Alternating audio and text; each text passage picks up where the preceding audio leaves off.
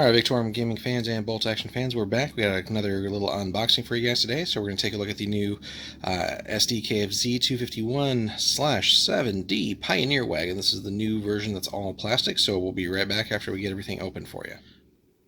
Alright, we're back. We got everything open up for you guys. So you basically get 2 sprues and a little bit of paperwork here. So they give you a nice decal sheet, plenty of cool things on there. Stat card as normal, so we see that it is 71 points at an experienced, 89 regular, and jumps right up to 107 at veteran. So again, these things do cost a heck of a lot of points for really what they do. So personal opinion, points on these should be a little bit lower, but maybe we'll see that in a new edition. But early, mid, and late war.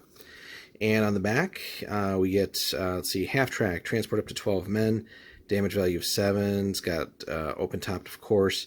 You can add a pintle-mounted rear MMG for 15 points, and you can exchange the forward one for the Panzerbüchse 41 for 41 for 40 points, which is basically like a little AT gun action there.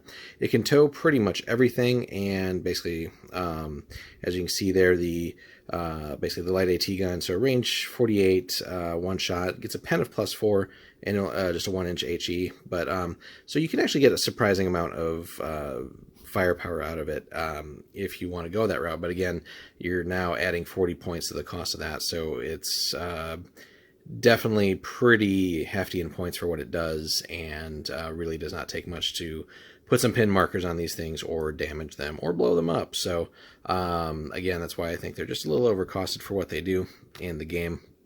But still cool, and really, you know, you might have catch an opponent who's not really focusing on this, and like if you have another tank or something like that, and this could, you know, if you line up some shots correctly and get that nice lucky roll, you know, it's could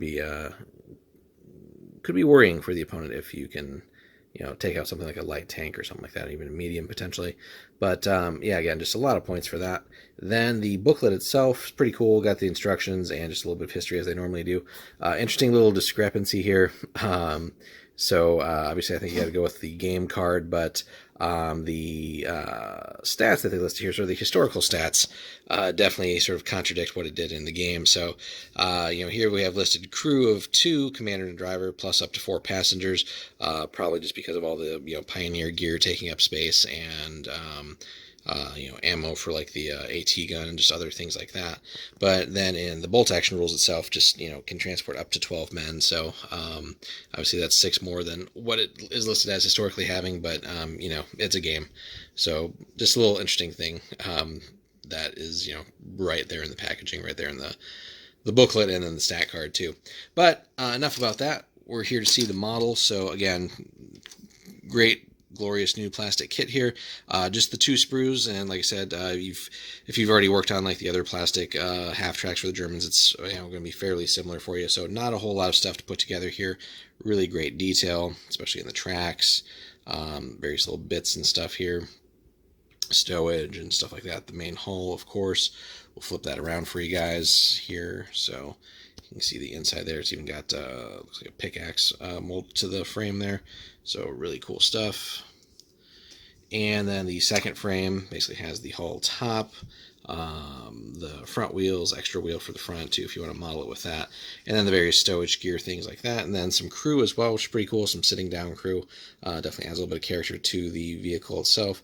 And then the MGs and AT gun are spread around here as well. So but yeah, overall that's all there is to it. There's not much that really is needed to get this thing together. So if you're looking to field a thematic force and get a couple of these, you know, 3, 4, just depending on the size of the game, you know, it definitely would not take long to get all these together and on the table. So but overall, really cool kit. Glad to see more plastic from Warlord, so you don't have to deal with like any of the hybrid resin and metal stuff. I think overall these are just a great improvement on those.